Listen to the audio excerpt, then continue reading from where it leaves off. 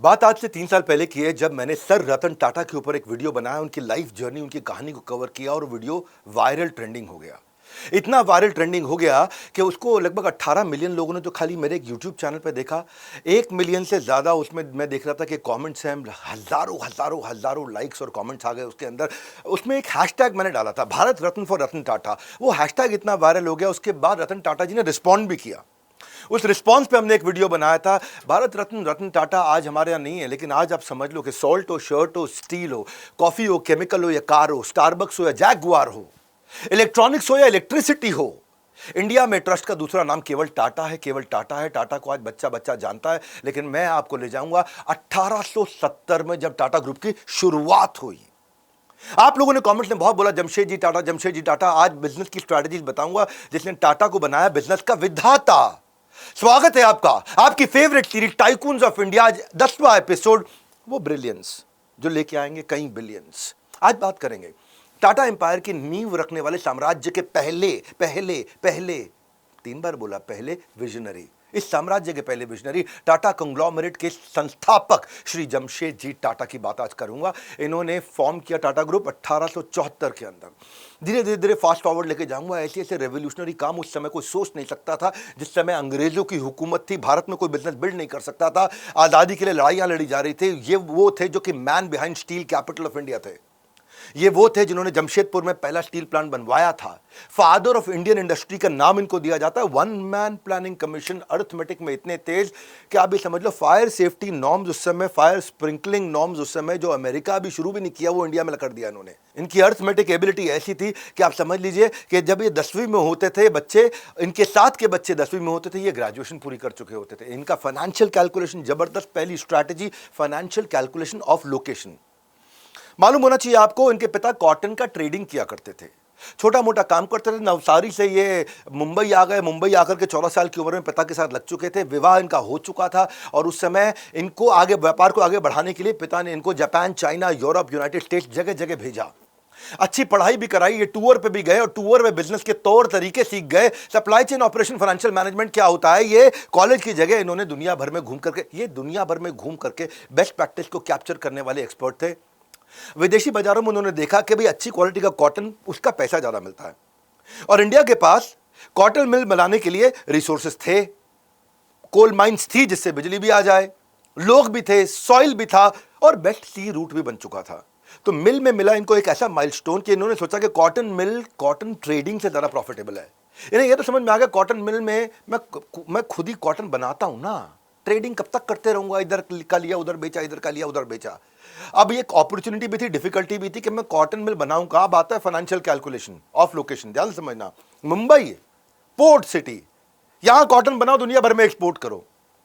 मुंबई में distribution channel है, ज्यादातर मिल पारसी परिवारों की थी, वहां पे तो पूरा इकोसिस्टम, पूरी बिजनेस लॉबी बनी हुई थी, तो सब मुंबई में ही मिल बनाते थे। इनका दिमाग कहीं और चल रहा था। इनका दिमाग चल रहा था इनिशियल केपेक्स कम लगे, पैसा कम लगे, ओपेक्स भी कम लगे, ना केपेक्स लगे ना ओपेक्स लगे, ना ज्यादा पैसा शुरुआत में लगे ना ज्यादा पैसा धंधा चलाने में लगे। ये अलग ही सोच रहे थे। तो कॉटनोपोलिस जो कि मुंबई हुआ करता था उस समय, यानी कि तब का बॉम्बे, कॉटनोपोलिस बोलते थे उसको, जैसे होते मेट्रोपोलिस, कॉटनोपोलिस। तो परिवार, दोस्त, रिश्तेदार, व्यापार के जानकार सभी ने कहा कि मुंबई सही जगह है। जमशेद जी का अलग प्लान, वो कहते हैं मैं कॉस्ट बेनिफिट एनालिसिस करूंगा। ये मैंने बोला ना, मैथमेटिक्स में, गणित में बहुत तेज हुआ करते थे। ये मुंबई से 800 किलोमीटर दूर नागपुर गए, जाकर के नागपुर में पता लगाया इन्होंने कि भाई सारा कॉटन बन रहा है यहां से और यहां से मुंबई पहुंच रहा है। इस लोकेशन का फाइनेंशियल कैलकुलेशन कर लेते हैं, मुंबई और नागपुर को एलएचएस आरएचएस कर लेते हैं, left hand side right hand side कर लेते हैं। देखा इन्होंने कि मुंबई कॉटन कल्टीवेशन से बहुत दूर है, 800 किलोमीटर कॉटन आनी पड़ती है, बैलगाड़ी पर ठमक ठमक ठमक ठमक आराम से आएगी। नागपुर में तो कॉटन कल्टीवेशन हुआ और सीधा मिल में पहुंच गया। भाई मुंबई तो क्योंकि रॉ मटेरियल के लिए हमेशा सप्लाई के लिए डिपेंडेंट ही रहेगा ना, निर्भर ही रहेगा, अपाहिज ही रहेगा। यहां तो रॉ मटेरियल पूरा मेरे कब्जे में, अच्छी वाली माल रुकवा लूं, अच्छी रुई रखवा लूं, बाकी सारी मुंबई भेज दूं। अब सप्लाई का जो चार्ज होता है वो मुंबई में पड़ता भाई 10 पैसा पर किलो, और जहां पे पड़ता मुझको 6 पैसा पर किलो। 40% तो पैसा मैं यहीं बचा लूंगा।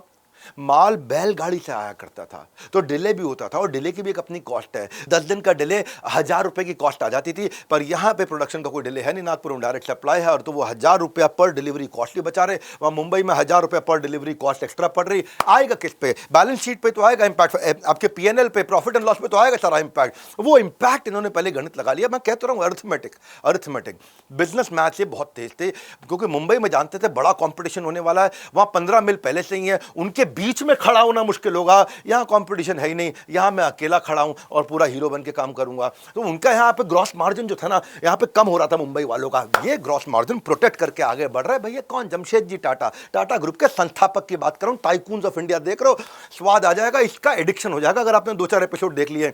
इनको ये समझ में आ गया भैया मेरे को वहां पे हाई इंफ्रास्ट्रक्चर कॉस्ट, क्योंकि मुंबई में तब लैंड रेट ज्यादा था, कमर्शियल हब था, लैंड भी खरीदनी है, फैक्ट्री बनाना, कंस्ट्रक्शन इक्विपमेंट डालने, मेरे को 75 रुपए स्क्वायर फीट आ जाएगा कॉस्ट। यहां पे जमीन बिल्कुल ऐसे मिल रही कौड़ियों के भाव। चाहे कितना भी कंस्ट्रक्शन इक्विपमेंट डाल दूं नागपुर में, अगर मैं लगा दूं तो 35 रुपए स्क्वायर फीट में आधे से कम पैसे के अंदर लगभग इन्होंने बड़ा प्लांट खोल दिया आकर नागपुर में। मैसिव कॉस्ट सेविंग शुरू में ही कर ली इन्होंने। और पारसी कम्युनिटी में कई लोग इनके खिलाफ थे कि भाई तुम गलत कर रहे हो। जमशेद जी ने पारसी यानी कि पीयर प्रेशर पे ध्यान नहीं दिया, कैलकुलेटिव मेजर पे ध्यान दिया। 1877 में एम्प्रेस मिल की पहली स्थापना हुई। और तो और सुनो जाने मन, मुंबई के अंदर सारे के सारे प्लांट 10% मार्जिन कमा रहे थे, ये पहले साल में 25% मार्जिन पे आ गए। इसको क्या बोलते हैं? इसको बोलते हैं लोकेशन का कैलकुलेशन। एसेंस है स्ट्रैटेजी का, मुझे क्या नहीं करना वो समझ में आना चाहिए, फाइनेंशियल कैलकुलेशन ऑफ लोकेशन। एक बात बोलूं आपसे, वैसे आप जो है ना मेरे को कंसिस्टेंसी दो, मैं आपको कंटेंट दूंगा। प्लेलिस्ट जाकर के देखना, पिछली 2 मेरे को बड़ी पसंद आई। उदय कोटक जिसने कहा नए रेवेन्यू स्ट्रीम कहां से बनाऊं, एक के बाद एक सब्सिडरी बनाते गए, कैसे बनाई। और ब्रिजमोहन मुंजाल, उनका मुझे वर्टिकल डिसइंटीग्रेशन बड़ा पसंद आया। ब्रिजमोहन मुंजाल, हीरो मोटोकॉर्प, दुनिया की लार्जेस्ट बाइक मैन्युफैक्चरिंग कंपनी, सब लोग आगे पीछे इंटीग्रेशन करते हैं। आगे पीछे इंटीग्रेशन, आपने मेरे वीडियो देखे हो तो ये समझ में आता है आपको। इन्होंने आगे पीछे डिसइंटीग्रेशन कर दिया। पीछे का मैं खरीद लूं, आगे का मैं खरीद लूं की जगह पीछे का मैं अलग किसी को बेच दूं, आगे का अलग किसी को बेच दूं, डिसइंटीग्रेशन कर दिया। अपना पैसा लगाया नहीं और दुनिया का सबसे बड़ी कंपनी बन गई। हीरो मुंजाल का तो वीडियो आपको देखना बनता है। फास्ट फॉरवर्ड, दूसरी strategy, improvising on innovation. American, Europeans एक के बढ़कर एक इनोवेशन करें, ये उनके इनोवेशन में इंप्रोवाइजेशन ला दें। अब मुंबई को हरा चुके थे नागपुर बैठे बैठे, लेकिन मुकाबला अब ग्लोबल जायंट से था। अब पूरी दुनिया, सोच तो बहुत ही बड़ी थी ना। टाटा ग्रुप सोचते 100-100 साल आगे थे, ये 100-100 साल आगे सोचते थे। इनका एम था कि क्वालिटी कॉटन यार्न प्रोड्यूस करना है मुझे, और फॉरेन मिल से बेहतर करना है, क्वालिटी भी क्वांटिटी भी एट लेसर कॉस्ट। क्वालिटी मतलब बहुत बढ़िया रुई होनी चाहिए, बहुत बढ़िया कपड़ा होना चाहिए, क्वांटिटी मतलब बहुत ज़्यादा होनी चाहिए, कॉस्ट तो मैं लगने नहीं दूंगा। बाहर के देशों के इनोवेशन पर नजर रखते थे, कभी कभी अपनी टीम के साथ ट्रैवल पर निकल जाया करते थे। पता चले यहाँ दिवाली की छुट्टी हो और 5-7 दिन की छुट्टी हो, तो या 7 दिन की छुट्टी पे 10 दिन की छुट्टी पे निकल जाए, बाहर जाके इक्विपमेंट देखें कहाँ क्या इक्विपमेंट चल रहा है। ऐसे एक ट्रिप के अंदर जमशेद जी ने अमेरिका के अंदर रिंग स्पिंडल देखा, रिंग स्पिंडल, और रिंग स्पिंडल का भी ट्रायल चल रहा था। यूएस यूके के बड़े मैन्युफैक्चरर्स ने इस ट्रायल को रिजेक्ट कर रखा था, और ट्रायल इनोवेटिव था, बहुत बढ़िया था, थोड़ा कॉम्प्लिकेटेड होने के कारण उन्होंने इग्नोर कर दिया कि भाई इस पर स्विच करने में कॉस्ट आ जाएगी, काफी काम करना पड़ जाएगा स्विच करने पे।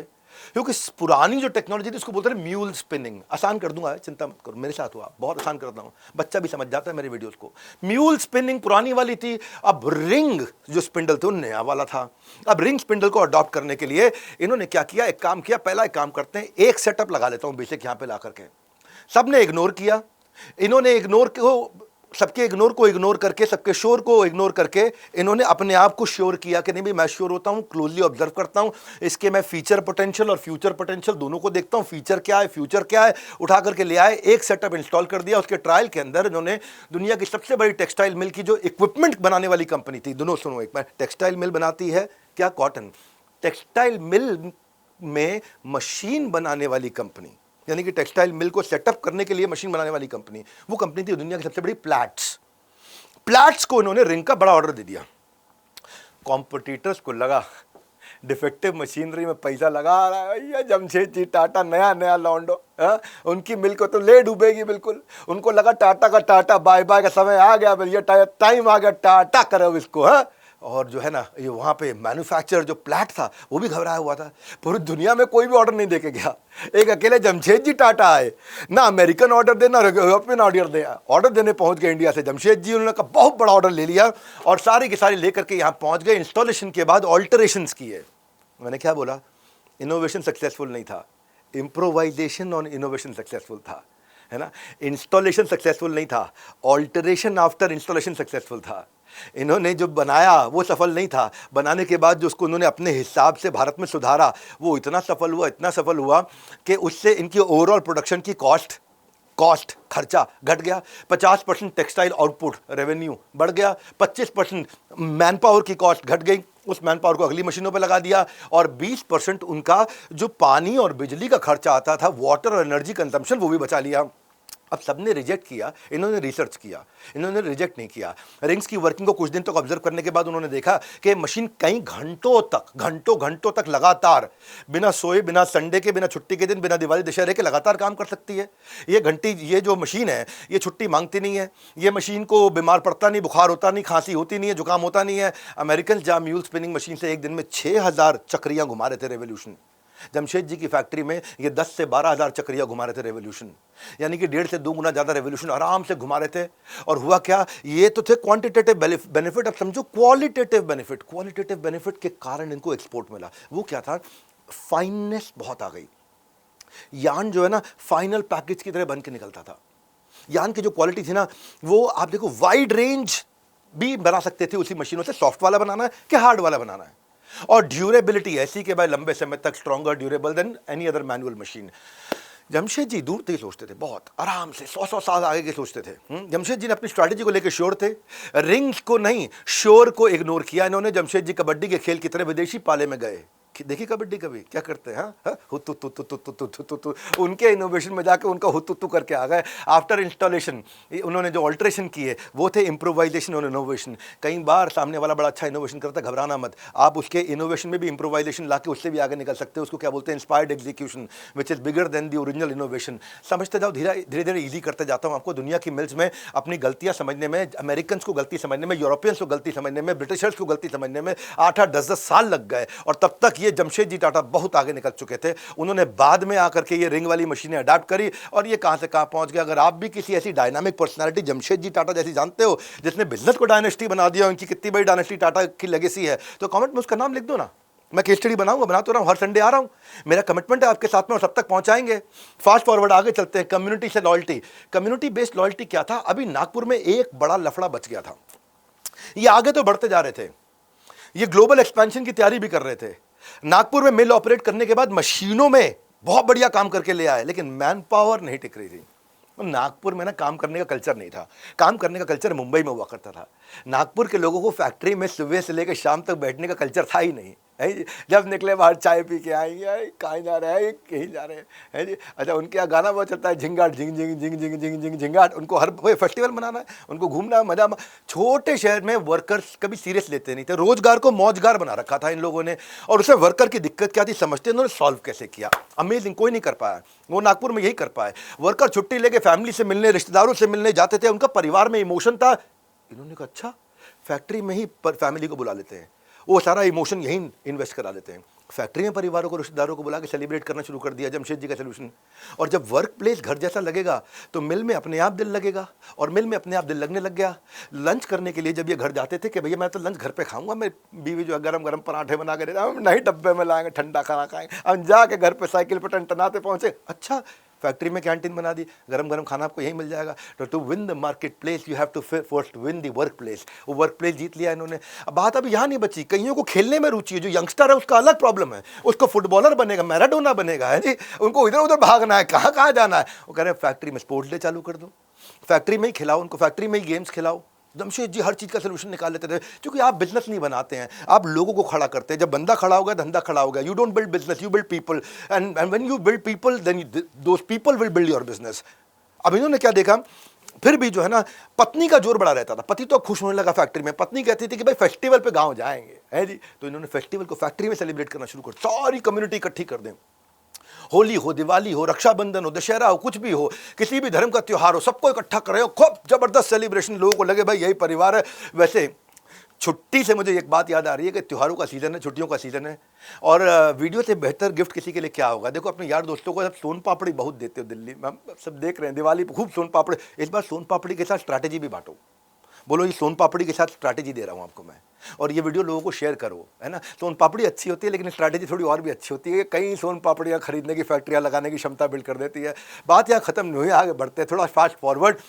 फैक्ट्री में ना वर्कर्स को कई बार खुले में बैठने का मन करता था। अरे बहुत देर हो गया, 2-3 घंटा काम करते हुए, जाएं जरा पेड़ के नीचे आराम से बतियाएंगे, है जी, अरे क्या कर रहे हो भैया, लगे उनको अपना मजा करना है अपना। इन्होंने क्या किया, इन्होंने फैक्ट्री के अंदर प्लांट कोई खुले खुले वेल वेंटिलेटेड प्लांट बना दिए। पहली, उस समय इतना नहीं सोचता था कोई।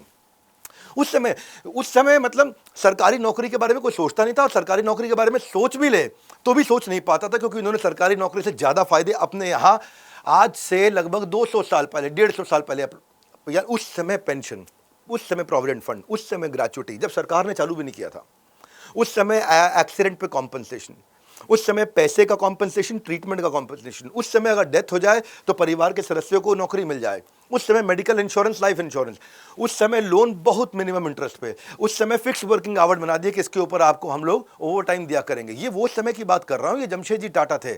इनकी एचआर पॉलिसीज को आज दुनिया भर में इंप्लीमेंट किया जाता है। ये अपने एम्प्लॉय को कंफर्टेबल बना देते हैं, क्योंकि जब डिस्कंफर्ट आएगा तो वो कॉम्पिटिटर के पास चला जाएगा।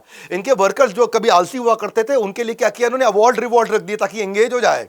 जो पहले दूसरों पे अपना काम थोपते थे, अब वो दूसरों का काम करके अवार्ड लेने की होड़ में लग जाते थे। कंपटीशन बिल्ड होने लगा, स्कोरबोर्ड तैयार हो गया, परफॉर्मेंस आगे बढ़ते चली गई। जो लोग 9 से 5 का रूटीन समझते थे, अब हाई परफॉर्मिंग वर्कर्स को वो स्पेशल रिवॉर्ड करने लगे, तो उनका भी मन बदल गया। अच्छा, फिर भी कुछ ना कुछ पैरासाइट बच जाए, है जी। 2 बार पंच, 1 बार लंच, लाइफ है टंच, रघुपति राघव, राजा राम, जितनी तनख्वाह उतना काम। ये क्या, ये बोले मैं ये सारे मेहनती एम्प्लॉय को पीछे से थोड़ा उंगली करे, है जी, गुब्बारे में पिन डालेंगे, गुब्बारा फूट जाए। तो मेहनती एम्प्लॉय से बहुत ज़्यादा मेहनत करोगे ना, हाँ, काम करोगे उतनी तनख्वाह, नहीं करोगे उतनी तनख्वाह, क्या फ़ायदा ज़्यादा। इन्होंने क्या किया, ज़्यादा काम करने वालों को गोल्ड वॉचेस देनी शुरू कर दी, गोल्ड रिंग्स देनी, गोल्ड चेन्स देनी, कैश देना शुरू कर दिया। अब जब गोल्ड घड़ी के लिए वर्कर्स बिना घड़ी देख के काम करने लगे, तो काम आगे ऐसे ऐसे ऐसे बढ़ने लगे। ये इतनी विजनरी फिलॉसफी थी जमशेदजी टाटा की कि ये कहते थे कि praise their credential to raise their potential. अरे क्या गोल्डन स्टेटमेंट है, कमाल की बात है।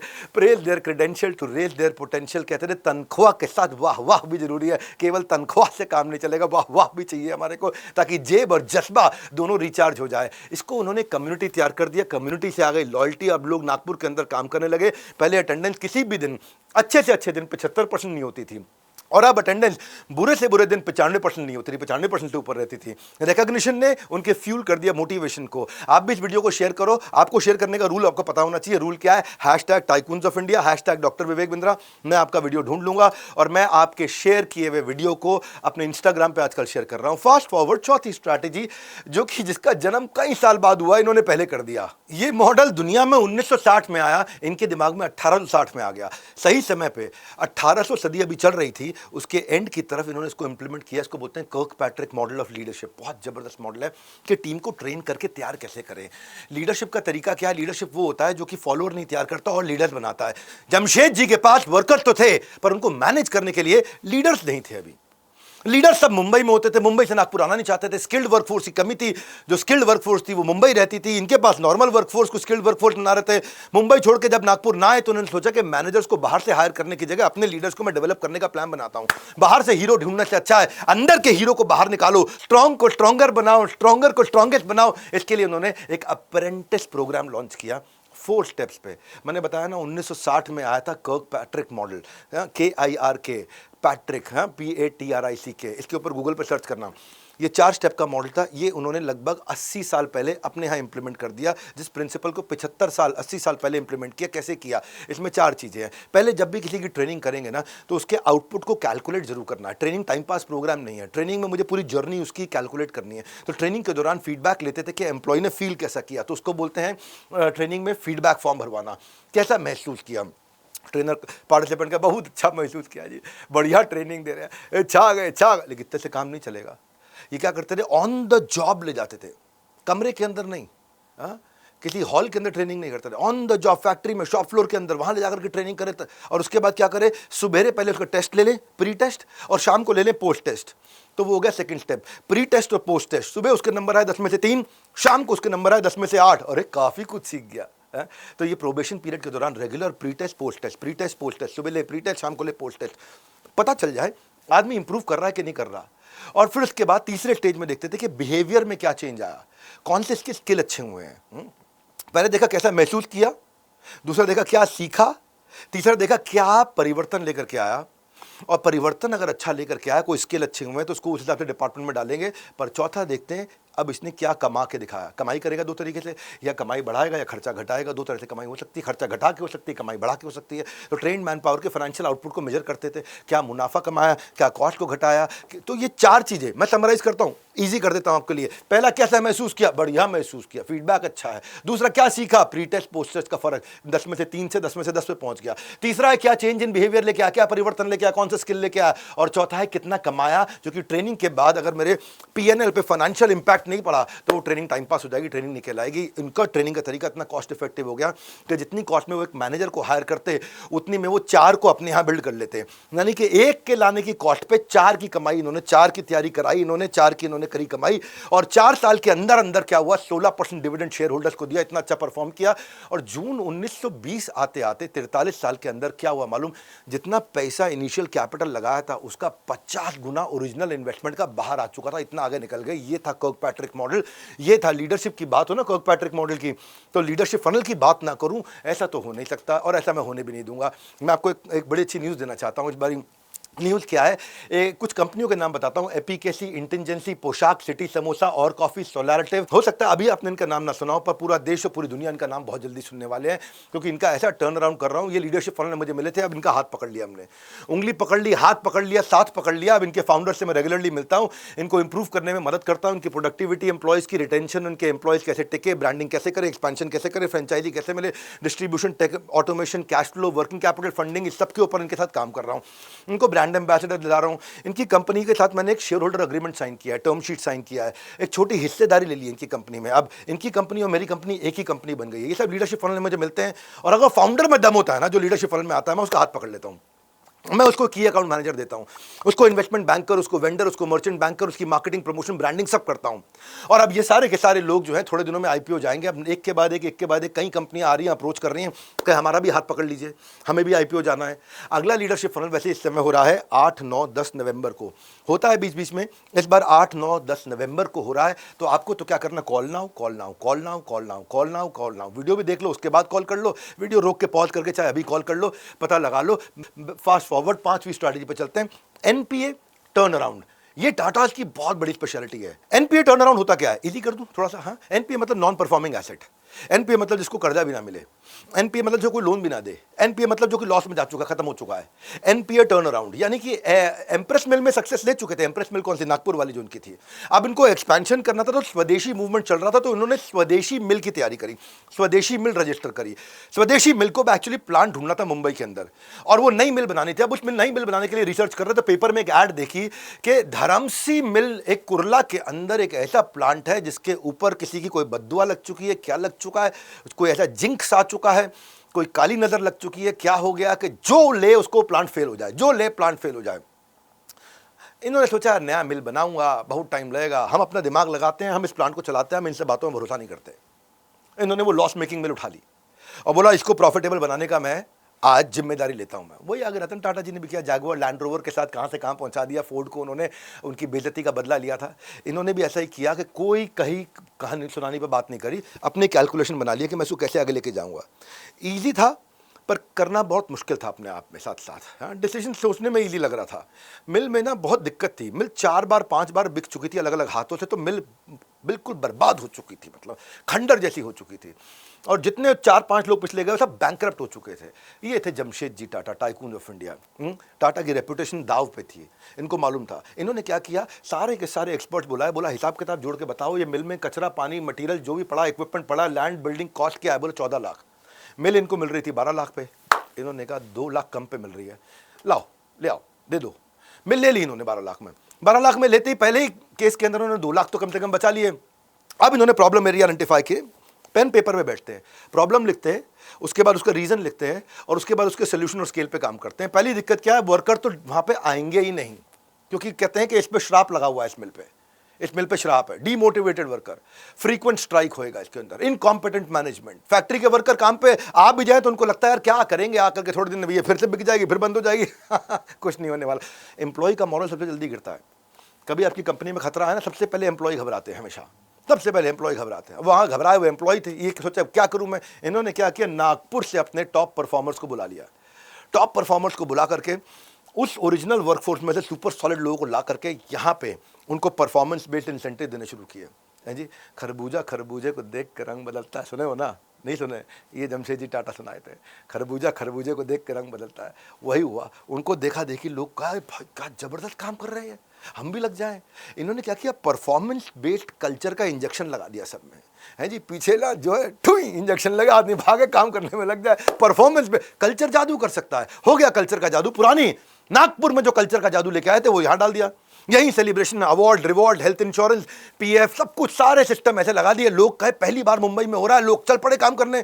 अच्छा, ये सब ठीक था, पर जो मिल के साथ में इन्होंने जिन शेयर होल्डर्स के साथ में मिल खरीदी, शेयर होल्डर की टर्म्स अजीबोगरीब डिजाइन हो गई थी। उनका क्या था, हर यूनिट प्रोडक्शन के बेसिस पे वो 10% का कमीशन ले लेते थे जितने शेयर होल्डर थे। अब कंपनी को प्रॉफिट हो या कंपनी को लॉस हो, उनका 10% पक्का, भाई तो जितना बनाएगा उसमें 10% हम ले जाएंगे। यानी कि रेवेन्यू का, यानी कि सेल का, यानी कि प्रोडक्शन का 10% लेके जा रहे हैं। जमशेद जी ने कहा नहीं चलेगा। सबको बुलाया बिठाया, बोले मैं जीतूंगा तो तुम जीतोगे, तुम जीतोगे तो मैं जीतूंगा, हम जीतेंगे तो हम सारे जीतेंगे, सबको जिताना बहुत जरूरी है। मानते हो नहीं मानते हो? बोले मानते हैं। तो बोले ऐसा करो, फिर माल बनने दो, बिकने दो, जो प्रॉफिट आएगा उसका 10% तुम्हारा। रूल क्या है, cost moves out only when the profit comes in. अभी क्या हो रहा था, cost is moving out irrespective of profit coming in. Profit आ रहा है नहीं आ रहा, खर्चा जा रहा है। यहां इन्होंने क्या कहा, भाई कॉस्ट तब जाएगी जब प्रॉफिट आएगा, उसमें से ले लो तुम। अब क्या हुआ, इससे एक फर्क आया। मैनेजमेंट ने सोचा प्रॉफिटेबल करो भाई, प्रॉफिटेबल करो, हमें पैसा कमाना है। शेयर होल्डर ने बोला प्रॉफिटेबल करो भाई, पैसा कमाना है। वर्कर ने बोला प्रॉफिटेबल करो भाई, हमें बोनस कमाना है। सब ने बोला प्रॉफिटेबल करो भाई, हमको कमाना, हमको कमाना। आउटकम ओरिएंटेड रिवॉर्ड सिस्टम हो गया। ये तब की बातें बता रहा हूं आपको, तब कोई मैनेजमेंट कॉलेजेस नहीं होते सिखाने के लिए। अब रही बाकी बात कि मुझे उसी मिल से प्रोडक्शन 2, 3, 4 गुना बढ़ानी है, क्या करूं? मशीनें तो पुरानी है, वही इंडियन मशीनें हैं। इस बार इनको एक्सपीरियंस हो चुका था, यूके से मशीनरी खरीदने का सोचा। अब ऐसे में इनको कैपिटल की जरूरत थी। इस मिल के नाम पे लोन नहीं मिलता था, इस मिल के नाम पे नहीं मिलता था, ना कोई शेयर होल्डर पार्टिसिपेट करना चाहता था। और तो ये गए वापस नागपुर में अपने एक्सप्रेस मिल, जो उनकी अपनी पहली मिल थी, एम्प्रेस मिल। उस एम्प्रेस मिल के इन्होंने अपने कुछ शेयर्स को बेचे, कुछ पैसे का जुगाड़ किया और चले गए। और उसके बाद जाकर के मशीनें लेकर के आए यूके से। लेकिन अभी भी प्रोडक्टिविटी बढ़ गई, पर डोमेस्टिक माल बेच रहे थे। इन्होंने कहा कि भाई फॉरेन मार्केट बेचनी है। तभी एक नया अद्भुत काम हुआ था, न्यू स्विस कनाल रूट बना था एक। ये जो स्विस कनाल रूट था ना, ये अद्भुत था। ये भारत है, ये भारत यहाँ से निकलते हुए नीचे से मालदीव्स और मॉरिशस के नीचे से होते हुए, साउथ अफ्रीका के नीचे से होते हुए, ये पूरा घूमते, पूरा चक्कर काट के वहाँ कहीं यूरोप में, लंदन में पहुँचता था, वहाँ जाके माल बेचता था। अब यह जुगाड़ ऐसा हुआ कि बीच में से एक रास्ता निकल आया, इसको बोलते हैं सिल्क रूट। ये यूरोप और एशिया को सीधा कट करके लिंक करता था। यानी कि मेडिटेरेनियन सी और रेड सी को आपस में लिंक कर रहा है ये। और उसके लिंक करने से क्या हुआ, 7,000 किलोमीटर का ट्रैवल बच गया। इन्होंने कहा अब एक्सपोर्ट चालू करो, मेरे एक्सपोर्ट की कॉस्ट भी कम हो गई। ज्योग्राफिकल मार्केट डाइवर्सिफिकेशन छा गए, वहां से इंपैक्ट इतना आ गया कि 2 साल के अंदर इन्होंने मिल का पूरा रंग रूप बदल दिया। वो धर्मसी मिल जो पहले से हमेशा से घाटे में रही, जो हमेशा से उसके बारे में बुरा भला बोला गया, उसके शेयर होल्डर्स को जब डिविडेंड मिलने लगा तो समझ में आया। इसके बाद अब इनकी तूती बोलने लग गई थी, इनका नाम का सिक्का चलने लग चुका था। अब ये इनका इतना नाम हो गया भारत में, अब ये भारत के सबसे बड़े करोड़पतियों में, सबसे अमीर लोगों में आ गए। इन्होंने टर्न अराउंड कर दिया एक नॉन परफॉर्मिंग एसेट को। ये थी मेरी अब मुझे तो देखो, आपसे फंडिंग नहीं चाहिए और मुझे नहीं चाहिए, मुझे आपसे कुछ भी नहीं चाहिए, मुझे चाहिए आपका फोकस। बस खाली अपना फोकस दो। सब्सक्राइब इसलिए करो ताकि नोटिफाइड होते रहो। इस तरह की वीडियो संडे वाली ना मिस हो जाए आपसे। चलते हैं फास्ट फॉरवर्ड। ये अजीबोगरीब स्ट्रैटेजी है जी। ये है ROI versus ROE, Taj Mahal hotel. ROI versus ROE क्या है ये? Return on investment versus return on ego. इनको वॉटसन होटल में किसी ने इनकी ईगो हर्ट कर दी थी बहुत बुरी तरीके से। जमशेद जी अपने एक विदेशी दोस्त के साथ में, जो उनके साथ बिजनेस करना चाहता था, मुंबई के सबसे प्रीमियम होटल में गए, उसका नाम था वॉटसन होटल। और उसके जब लंच पे उन्होंने इन्वाइट किया, ये गए वहाँ पे, तो ये अपना लॉन्ग सूट बूट पहन के स्मार्ट थे, हैंडसम थे, पूरा परिवार ऐसा था, अमीर आदमी थे, बहुत रुतबे वाले आदमी थे। उन दिनों गाड़ियों में घूमते हुए दिखाई पड़ा करते थे मुंबई के अंदर। कौन गाड़ी चलाता था? पहली गाड़ी मुंबई में इन्होंने चलाई अपना सड़क पे, और रास्ते में खराब होती थी गाड़ी। इनको एडवेंचरस लगता था, गाड़ी खराब हो रही है, लोग आके देख ही रहे हैं, कोई बात नहीं, गाड़ी चला रहे, तो लोगों को इंस्पिरेशन मिल रही है, गाड़ी भी चलानी चाहिए। और जमशेद जी का इतना नाम, और उसके बावजूद उन्होंने देखा कि उनको इसलिए ये बोल के घुसने नहीं दिया गया कि इंडियंस आर नॉट अलाउड, भारतीय अंदर अलाउड नहीं है, ये केवल अंग्रेज़ों का होटल है। बहुत हर्ट हुए। और सोचा अगर मेरे जैसे इन्फ्लुएंशियल आदमी को होटल में एंट्री नहीं मिलेगी तो बाकी इंडियंस का क्या हाल होगा। ये बाकी इंडियंस के हिसाब से सोचने लगे। इस इंसिडेंट ने उनको इंडियन होटल इंडस्ट्री को स्टडी करने पे मजबूर कर दिया। रिजेक्शन ने उनको प्रोजेक्शन दिया, क्या प्रोजेक्शन होना चाहिए इसका, क्योंकि होटल के धंधे में कमाई होती नहीं है। इसीलिए मैंने बोला रिटर्न ऑन ईगो नहीं चाहिए, रिटर्न ऑन इन्वेस्टमेंट चाहिए। तो इनका दिमाग लगातार चल रहा था कि होटल के धंधे में कमाई कैसे हो। होटल तो मैं खोल दूंगा, चलो ठीक है, ताजमहल होटल खोल दूंगा। जितने कई बार वीडियो देखते हो ना यूट्यूब पे, इनकी बेइज्जती करी तो इन्होंने होटल बना दिया। अरे भाई, बनाने से पहले स्ट्रैटेजी सीखो, कैसे बनाया है, डिटेल में डेप्थ में जाओ। ये मेरी केस स्टडीज में रिसर्च और डेप्थ बहुत होती है। तो मुंबई में उस समय कोई प्रीमियम लग्जरी होटल और नहीं था जहां इंडियंस अलाउड हो, एक भी नहीं था। ये इन्होंने मार्केट स्टडी करनी शुरू करी। ये टाटा स्टील भी जब बनाए तब भी 8-8 साल मार्केट रिसर्च किया करते थे। मार्केट रिसर्च बहुत बड़ा गेम चेंजर होता है। जमशेद जी ने होटल इंडस्ट्री में घुसने के लिए 3 पॉइंट मनी मेकिंग मॉडल देखा। पहला क्या देखा, इंडियन डायस्पोरा की पॉपुलेशन कैलकुलेट करी कि भाई 4 लाख इंडियन डायस्पोरा है जो इंडिया ट्रैवल करते हैं। इनको ट्रैवल करना है तो बिजनेस करने के लिए आएंगे तो मुंबई आएंगे। इनके लिए कोई होटल नहीं है। ये साउथ अफ्रीका से आ रहे हैं, कैरेबियन से आ रहे हैं, मॉरिशस से आ रहे हैं, मलेशिया से आ रहे हैं, यूएस से आ रहे हैं, यूरोप से आ रहे हैं। जो इंडियन लौट के आ रहे हैं इस समय, उनके लिए तो कोई जगह ही नहीं है यहाँ पे। और अल्ट्रा HNI जो इंडिया में रहता है, अल्ट्रा हाई नेटवर्थ इंडिविजुअल जो इंडिया में रहता है, वो 50,000 से ज़्यादा लोग हैं। और अल्ट्रा हाई नेटवर्थ इंडिविजुअल वाला तो मुंबई आएगा ही आएगा, ऐसे 50,000 लोग। अच्छा, बॉम्बे में ही सन 1900 के अंदर उस समय 10,000 बड़े अमीर लोग हुआ करते थे। कैलकाटा में 5,000, दिल्ली में 5,000, चेन्नई में 3,000।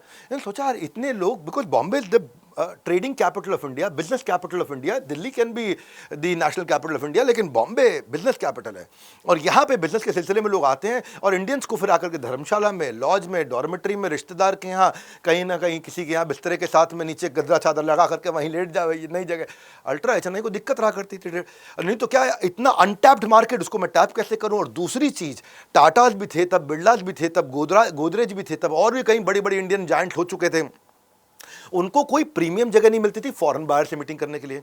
फॉरेन बायर तो चला जाए वॉटसन में, वो नहीं जा सके, मीटिंग नहीं होल्ड कर सके। तो फिर उनको क्या करना होता था, गोदरेज वगैरह जो थे उस समय, ये लोग क्या करते थे, बिरलाज होते थे, ये विदेश जाते थे अपने क्लाइंट से मीटिंग करने। मैं वहीं आ जाता हूँ, वहीं आके मिल लेता हूँ। फॉरेन जाकर के मीटिंग करते थे। ये अनएड्रेस्ड मार्केट थी, बहुत लाभदायक होगा। और तीसरी फाइनली चीज़ देखी इन्होंने, वॉटसन होटल सुंदर है, बहुत बढ़िया है, अमेजिंग है, लग्जरी है, बहुत प्यारा है, लेकिन लोकेशन अच्छी नहीं है। लोकेशन का एक ही मतलब है, मुंबई के अंदर एक ही लोकेशन होती है, ओए समुंदर में नहा के। और भी समुंदर के किनारे ना लोगों को अलग प्रकार का एक्सपीरियंस होता है। समुंदर के पास को लोकेशन बोला जाता है मुंबई में।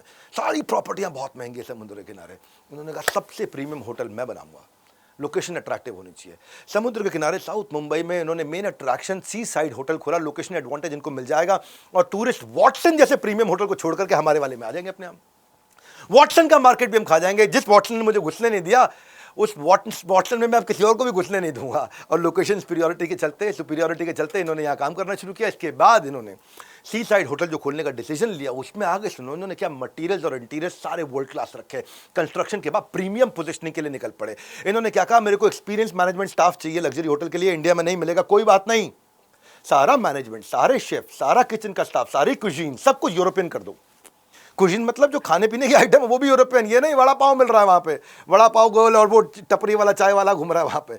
कुजीन सारा पूरा यूरोपियन, प्रीमियम, एक्सपीरियंशियल, बड़ी हाइट, बड़ी लाइट, बड़ा स्पेस। बैक देन उस समय ये लार्जेस्ट होटल बन चुका था साउथ ईस्ट एशिया के अंदर, क्योंकि लिफ्टें लेकर के आए जर्मनी से, एलिवेटर्स, और शैंडलियर बड़ी बड़ी लाइटें लेकर के आए इटली से, टर्किश से हमाम बाथ लेकर के आए भाई। उसके अंदर हमाम बात टब बात के अंदर आराम से अंग्रेज लेटे, अपना मुंह में पाइप लगा करके, smoking is injurious to health, pipe लगा कर लेटे और वहाँ पे आराम से एक अपना ड्रिंक ले रहा है और फोटो खिंचा रहा है, इसको खुशी। वो एक्सपीरियंस देने के लिए फ्रेंच स्टील पिलर्स लेकर के आए, अमेरिकन पंखे लेकर के आए। और ये पहला ऐसा होटल था जिसका अपना पावर प्लांट था, जिसकी बिजली आती थी। देश में बिजली नहीं थी, इस 5 स्टार होटल में अपनी बिजली थी। इन्होंने पैसा लगाया अगले 200 साल के हिसाब से कि 200 साल तक ये होटल कमाता रहेगा। आज 125 साल से ज़्यादा हो गया। आज भी ताजमहल मुंबई के टॉप होटल्स में, इंडिया के टॉप होटल से माना जाता है। ये इंडिया का पहला फर्स्ट लाइसेंस्ड बार था, इसके अंदर फर्स्ट ऑल डे रेस्टोरेंट था, पहला ऐसा होटल था जिसमें 24 घंटे कॉफ़ी शॉप थी, पहला ऐसा होटल था जिसमें फर्स्ट इंटरनेशनल डिस्को था। और एक पहले साल के अंदर ताजमहल नंबर 1 चॉइस बन चुका था सारे यूरोपियंस के लिए। और इंडिया के जितने महाराजाज थे उस समय में, अभी तो डिवीजन पार्टीशन हुआ नहीं था, वो महाराजाज भी वहीं आते थे, सारे एलिट्स वहीं आते थे, सारे अल्ट्रा हाई नेटवर्थ इंडिविजुअल्स वहीं आते थे। और लाइफ हो गया फुल सर्कल समझते हो, पूरी चक्कर खा के लाइफ वहीं आ गई। जिस वॉटसन होटल ने उनको एंट्री नहीं मिली थी, वो वॉटसन ताज से कम्पीट ही नहीं कर पाया। ताज का रिटर्न ऑन इन्वेस्टमेंट आ गया, रिटर्न ऑन इन्वेस्टमेंट आया जहाँ से मैंने शुरू किया था, कम्पीट नहीं कर पाया। वॉटसन बैंकरप्ट हो गया, वॉटसन बर्बाद हो गया, घाटे में चला गया, ख़त्म हो गया, उसके एम्प्लॉय छोड़ के चले गए, उसके सारे अंग्रेज बटलर यहाँ पे जमशेद जी टाटा ने हायर कर लिया। और थोड़े दिन के बाद जमशेद जी टाटा ने एक चेक साइन किया, वॉटसन को दिया और वो भी खरीद लिया। ये थे जमशेद जी टाटा। खाली रिटर्न ऑन ईगो नहीं कि मेरी ईगो पे अटक गए, रिटर्न ऑन इन्वेस्टमेंट है जी, कि मैं पूरे भारत के लिए सोचूं। और देखो पता क्या, मैं सिर्फ कहानी नहीं सुनाता, मैं कैलकुलेटेड टैक्टिक्स लेकर के आता हूँ। मैं चाहता तो खाली प्लॉट बताता, मैं साथ में प्लान भी बताता हूँ। मैं चाहता तो खाली आपको एक फिक्शनल नैरेटिव, एक कहानी सुनाता, लेकिन फिक्शनल नैरेटिव के साथ मैं फॉर्मूला भी देता हूँ। मेरी इच्छा है, मेरा स्टाइल, मैंने ऐसा सोचा है कि डेप्थ इन स्ट्रैटेजी दूं। बिजनेसमैन आएगा जरूर सीख के जाएगा। टाइकून ऑफ इंडिया है ना ये। इस वीडियो का जितना रीच बढ़ेगा, एमएसएमई इकोसिस्टम उतना स्ट्रांग बनेगा, और मुझे वही करना है इस समय। आप भी अगर मेरी मदद कर सकते हैं तो आप क्या करिए, अपने आसपास किसी व्यापारी को जानते हैं, पुत्र देख रहा है तो पिता को, पिता देख रहा है तो पुत्र को एंटरप्रेन्योर बनाना है, इस वीडियो को #doctor Vivek Bindra, #tycoon of India के साथ शेयर करो। फास्ट फॉरवर्ड, जमशेद जी टाटा की उम्र बढ़ती चली जा रही थी, अब relay race of succession planning. फिर भी एक बड़ा सपना साथ में लेके चल रहे थे। एक्चुअली ये सपना ना कई साल पहले जब वो अपनी मशीनरीज की रिसर्च करने के लिए मैनचेस्टर गए थे, तब वहाँ पे एक यूनिवर्सिटी में जाके बैठ गए, चुपचाप पीछे से आकर के कमरे में आके आराम से बैठ गए। बैठे तो लेक्चर सुन रहे थे। लेक्चर में वहाँ प्रोफेसर बोला, बहुत बड़ा प्रोफेसर था, बहुत महान प्रोफेसर था, इसीलिए उसके लेक्चर में जाके बैठ। वो प्रोफेसर ने एक लाइन बोली, जिस देश के पास में स्टील है समझ लो उस देश के पास गोल्ड ऑलरेडी है। जिस देश के पास में लोहा है, the country who has the iron and steel is already the owner of the gold. ये बातें सोचने लगे बहुत देर तक। बोले भारत को स्टील की, लोहे की बहुत जरूरत है अगर हमें सोने की चिड़िया बनना है तो, क्योंकि जो कंट्री स्टील को हार्नेस कर सकती है वो इकोनॉमिक सुपर पावर बनेगी। बात उनके समझ में आ गई और स्टील का थॉट उनको उसी समय आ गया था। वो साथ साथ चल रहा था थॉट, लेकिन उस पर काम करना बहुत मुश्किल हो रहा था। उनको कोई जियोलॉजिस्ट मिल नहीं रहे थे, वो एक्सपर्ट नहीं मिल रहे थे जो बताएं कि भारत में स्टील है कहाँ पे। देश में मिनरल पे कोई भी रिसर्च होए, ये उसकी न्यूज पढ़ लेते थे, ये उसकी न्यूज को पता लगा लेते थे। कोई भी रिसर्च कहीं भी कर रहा हो, 15 साल तक वेट करने के बाद 1882 में ब्रिटिश राज से एक रिपोर्ट रिलीज हुई, और उस रिपोर्ट जो रिलीज हुई उसमें था कि भाई financial prospect of iron working in the Chanda district, यानी कि चांदा डिस्ट्रिक्ट हिंदी भाषा में, आसान भाषा में, वहां पे कुछ आयरन मिल सकता है। रिपोर्ट एक जर्मन जूलॉजिस्ट ने लिखी थी। अब ये तैयारी करे पूरी टीम के साथ में, चलो चांदा डिस्ट्रिक्ट, चलो चांदा डिस्ट्रिक्ट, चलो चांदा डिस्ट्रिक्ट। वो रिपोर्ट से इतना मोटिवेट हो गए, पूरी टीम के साथ वहाँ पहुँच गए।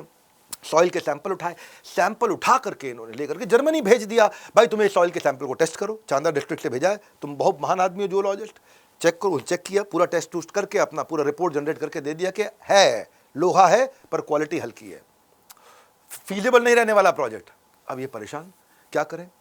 हाँ, अभी सोचे समय बीतता जा रहा है, मैं बीमार होने लगा हूँ, तो इन्होंने सर दोराबजी टाटा जो उनके बेटे थे उनकी तैयारी शुरू करा दी। साथ साथ स्टील की तैयारी करनी थी, स्टील की कंपनी बनानी थी, और बैक ऑफ द माइंड चल रहा है, उम्र बढ़ रही है, सक्सेस के लिए सक्सेसर की जरूरत पड़ेगी। वो थी relay race of succession planning, मेरी 7वीं स्ट्रैटेजी। लोकेशन के लिए रिसर्च चालू रखा इन्होंने, पर इंश्योर किया कि दोराबजी इसके लिए मैं सुपरस्टार की तरह तैयार करूं ताकि ये काम बन जाए। मेरे को भारत को लोहा देना है, भारत अगर लोहा ले आया तो वो सोने की चिड़िया बन जाएगा। फ्यूचरिस्टिक विजनरी जमशेद जी टाटा ने 5 चीजों पे काम किया, अब इन्वॉल्व करना शुरू कर दिया दोराबजी को। शुरुआत में ही बिजनेस के ऑपरेशंस में 20-22 साल की उम्र में कर दिया, विजनरी एक्सपोजर दिया, दोराबजी को समझाया कि भाई स्टील के इंडस्ट्रियल फ्यूचर इंडिया में क्या होने वाला है।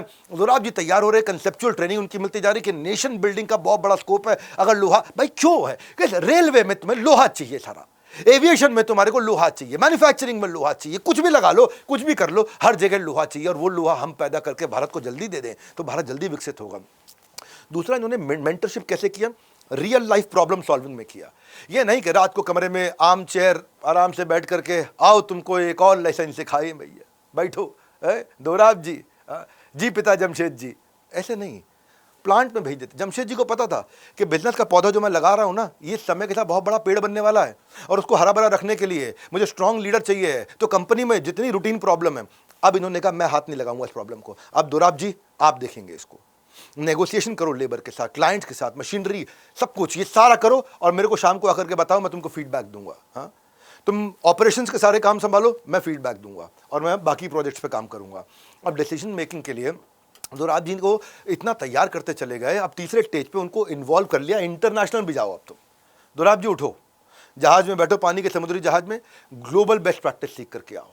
और उनको भेजना शुरू किया। जहां जहां स्टील प्लांट और माइनिंग सबसे बड़ी दुनिया में यूएस और यूरोप के अंदर, वहां भेजा। जहां जहां टेक्नोलॉजी, ऑपरेशनल एफिशिएंसीज और एंट्री केसेस स्टील प्रोडक्शन की कैसे होती हैं, क्या बहुत स्टील प्रोडक्शन, बहुत मैसिव एक शहर चाहिए आपको, तो वो टेक्निकल, वो स्ट्रेटेजिक लर्निंग, वो कितना कैपिटल एक्सपेंडिचर, वो पैसा कब कमाएंगे, कैसे निकलेंगे, कैसे जाएगा स्टील के लिए, आसपास हमारे को क्या क्या फैक्ट्रियां चाहिए होंगी, वो सारी ग्लोबल फैक्ट्रीज दोराब जी को स्टील प्लांट की टेक्निकल एक्सपर्टीज समझ में, ये बैठ करके कमरे में नक्शा तैयार करने लगे कि कैसा होना चाहिए हमारा स्टील प्लांट, और उस इनको एक्सपीरियंस देते रहे। अब ग्लोबल एक्सपीरियंस भी होगा, चौथे स्टेज पे उनको जिम्मेदारी पकड़ा दी। अब जिम्मेदारी तुम्हारी है, मैं चलूंगा साथ में, लेकिन तुम हर जगह आयरन ओर की जो टीम है, रिसर्च की जो टीम है, कहाँ लोहा मिलेगा, कहाँ लोहा मिलेगा, घूमो घूमो घूमो घूमो और सारे फॉरेन एक्सपर्ट्स के साथ रिलेशनशिप बनाओ। पांचवा, अब इन्होंने रिस्पॉन्सिबिलिटी के साथ अथॉरिटी भी दे दी। अब तो डिसीजन भी लेना शुरू कर दे भाई, और साथ में पूरा नक्शा तैयार करके दिया कि कैसा प्लांट बनेगा। और 17 साल तक गांव में खूब ढूंढने के बाद, जंगलों में ढूंढने के बाद, कहाँ कहाँ जंगलों में, आदिवासी इलाकों में ढूंढने के बाद, जमशेदजी दोराब जी को, उनकी टीम को एक जगह मिली, साकची। वो छोटा सा गांव था जहाँ 3 बिलियन टन से ज़्यादा आयरन डिपॉजिट थे, और यहाँ पे टाटा स्टील की प्लांट की शुरुआत होनी थी। लेकिन शुरुआत होने से पहले ही 1904 में, जस्ट शुरुआत से पहले 2-3 साल पहले, उनका जर्मनी में देहांत हो गया। अब तक पूरी डेलीगेशन अथॉरिटी इनको दी जा चुकी थी।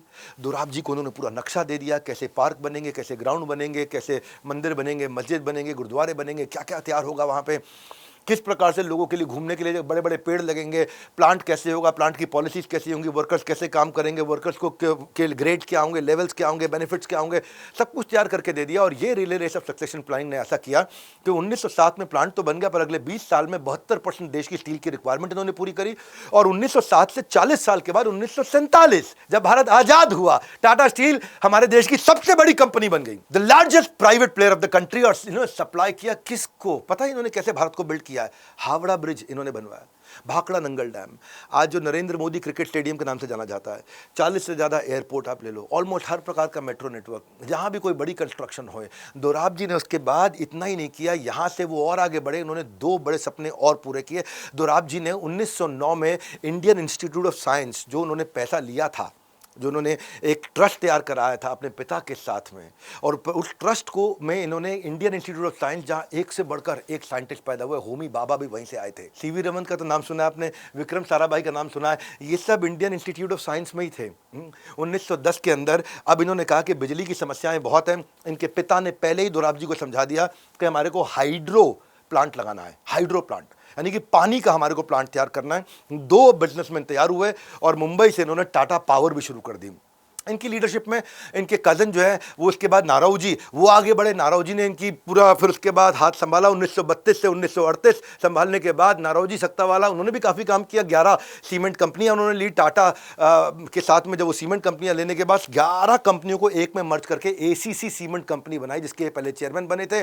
और फिर 1938 के अंदर इनके देहांत के बाद इनके कज़न जेआरडी टाटा के हाथ कमान संभाली, longest serving chairman of Tata group. कमाल किया, 1932 में टाटा एयरलाइन शुरू करी, जिसको बाद में भारत सरकार ने ले लिया था इनसे, उसको एयर इंडिया बना दिया। पहले इन्होंने टाटा केमिकल्स बनाया, आयोडाइज सॉल्ट बनाया, बहुत कुछ किया, Telco, Tata engineering, locomotive company, और एयर इंडिया को जब देना पड़ा बाद में, तो इन्होंने कोई बात नहीं, वहाँ भी नहीं रुके, वहाँ पे एक नॉन वॉलंटरी चेयरमैन तो रहे, लेकिन Tata Voltas, Tata T, Tata consultancy service, जो कि second most valuable IT company है पूरी दुनिया में, टाइटन वॉचेस, यहां से आगे जाते जाते उसके बाद रतन टाटा आए। 53 साल तक टाटा ग्रुप को हेड करने के बाद 1991 का समय आया जब वो लेजेंडरी लीडर लौट करके आया इस देश में।